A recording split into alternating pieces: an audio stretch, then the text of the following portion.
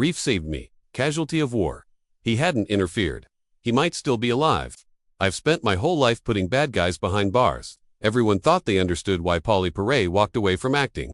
The official explanation sounded simple enough. She longed for a quieter, more private life. But behind the curtain, leaked documents revealed another side of the story. One filled with allegations of assault, workplace safety failures, and a co-star whose presence rattled her. So much that she needed therapy just to cope. CBS believed a settlement would silence the issue forever, but they were mistaken. Today, at 56, Pauley is finally speaking her truth about those final turbulent years on set. Pauley Perrette was born on March 27, 1969, in New Orleans, Louisiana. But her childhood never settled in one place. Her father worked for the railroad, which meant the family packed up and moved constantly. By the time she hit her teenage years, she had already called 14 different places home. The constant upheaval left her without a sense of belonging. But it also gave her an edge. She learned how to read people quickly, how to adapt instantly, and how to fit into new surroundings with ease. Though Louisiana was her birthplace, she always said Alabama felt most like home. Growing up across the Deep South left her versatile, tough, and prepared for the unpredictable storms of Hollywood. Even as a little girl, Pauley's dreams weren't like other kids. While her peers fantasized about fairy tale princesses or professional sports, Pauley was fascinated by the real-life world of criminals and the science used to catch them. She spoke of wanting to join a rock band, work with animals, or even serve as an FBI agent. After graduating high school, she threw herself into criminal justice studies, eventually earning degrees in sociology, psychology, and criminology. Even moved to New York City to pursue a master's degree at John Jay College of Criminal Justice. Her passion wasn't about chasing fame, it was about understanding why some people could harm others without guilt. That question burned inside her for years. Life threw Pauley a devastating blow in the 1980s while she was living in Atlanta. She was violently mugged, an event that left deep scars. Instead of burying the trauma, she transformed it into purpose. It fueled her dedication to crime studies and gave her compassion for victims. She knew what it meant to feel powerless. And from then on, she used her voice to support others who had suffered the same. Her college years were marked by relentless hustle in Georgia. She kept her grades up in criminal justice, but when she moved to New York, the struggle to survive intensified. She worked as a bartender in underground clubs, roller skated through the streets, passing out flyers, and even cooked on dinner cruise boats to pay her bills.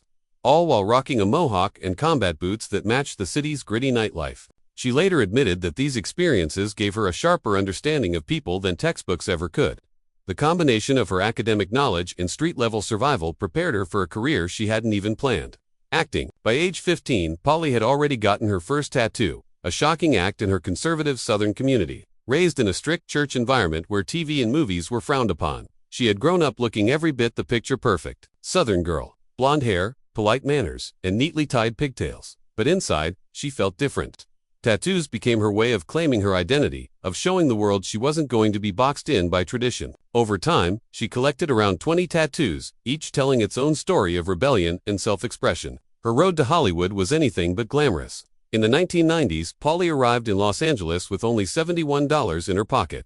She had been scraping by in New York, bartending and hustling for work. But life in LA was no easier. She slept on friends' floors, took whatever jobs she could get, and even did voiceover work for Dialen Music Services just to make rent. At one point, she walked dogs on Sunset Boulevard for $5 a day. It seemed like the lowest point until one of those strays, a pit bull she rescued, became her beloved dog, Cease.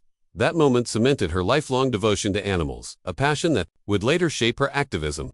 Her entry into acting happened by sheer chance. Sitting in a coffee shop, she overheard someone mention a casting call for the Drew Carey Show. She showed up, landed a small recurring role as Darcy, and appeared in 4 episodes over 2 years. That opened the door to other guest spots on Frasier and Murder One.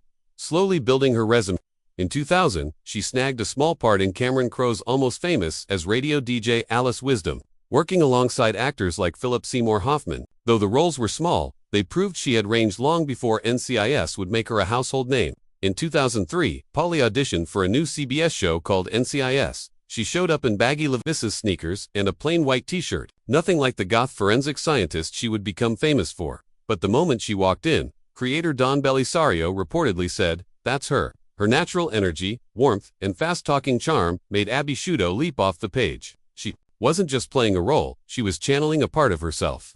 Abby quickly became the heart of the team, and fans adored her. She appeared in every episode for 15 years, longer than any other cast member. Abby's quirks made her unforgettable. Her caffeine-fueled calf bow drink in a giant red cup became iconic, even sparking a 7-Eleven promotion that boosted national energy drink sales by 14%. A stuffed purple hippo named Bert, which made farting noises, became a cult favorite on set. But what made Abby stand out wasn't just props, it was authenticity. Pauley trained with real forensic experts, learning DNA analysis, ballistics, and lab techniques, so that when she spoke lines, she knew exactly what they meant. Fans believed in Abby because Pauley made her real. By 2011, Guinness World Records named her the most popular TV crime drama actress based on her Q score, an industry measure of likability. NCIS was averaging more than 18 million viewers per episode, and Pauley stood out even among stars of CSI and Law and Order. But behind the scenes, cracks were forming. In October 2016, everything changed. Mark Harmon brought his rescue dog Dave to set as he had many times before, but this time the dog attacked a crew member, requiring 15 stitches and causing a production shutdown. Pauley was shaken and insisted Dave be banned from the set. But when CBS allowed the dog to return, tensions exploded. She had a clause written into her contract that she would never again appear in the same scene as Harmon. From then on, their schedules were kept separate, and even her final episode in 2018 was carefully edited to hide the fact they were never in the same room. Then in 2019, Pauley broke her silence with a shocking 6 a.m. tweet. She said she was terrified of Harmon, that she had nightmares about him attacking her, and that she would never return to NCIS. The internet erupted. Fans were stunned. Harmon said nothing, which only fueled speculation. What few knew at the time was that Pauley had already filed 3 HR complaints, citing safety violations and assaults. CBS eventually reached a settlement with her, reportedly, between $5 and $9 million tied to a strict non-disclosure agreement. After leaving NCIS, she tried a comeback with the sitcom Broke in 2020. The premiere drew 7 million viewers. But ratings quickly fell to 3.6 million, and CBS canceled it after just 13 episodes. 2 months later, Pauley tweeted in rainbow colors, "I'm free," officially announcing her retirement. After 25 years in acting, including 350 episodes of NCIS, she walked away for good. Then, in 2021, Pauley faced a life-threatening crisis. She woke up one morning, unable to feel the right side of her body. Within hours, doctors confirmed she had suffered a massive ischemic stroke. Her chances of surviving past 5 p.m. were slim. For 36 hours she couldn't speak. But her rescue dog Rosie pawed at her until she sought help, saving her life. Pauley later said it deepened her bond with animals, showing her that the love she gave them was returned in the most profound way. Her later years have been defined not by Hollywood, but by giving back. She became an executive producer on Studio One Forever, a documentary about America's first gay disco, preserving stories of community and survival during the AIDS crisis. She also privately funded the funeral of Cristina Flores, a young cancer patient who was a devoted NCIS fan. After Ehorn their Makioish meeting, she turned down lucrative offers from shows like Law and Order, SVU, and The Good Doctor, refusing to re-enter an industry that had hurt her. In 2023, news broke that her will left her entire $22 million estate to No-Quill Animal Shelters and the Innocence Project, dividing it 60/40. She requested her ashes be split, half scattered near a dog park, the other half placed at the shelter, where she rescued her first dog, through fame, trauma, survival, and healing. Pauley Perrette's story became about more than a role on TV. It became about resilience, compassion,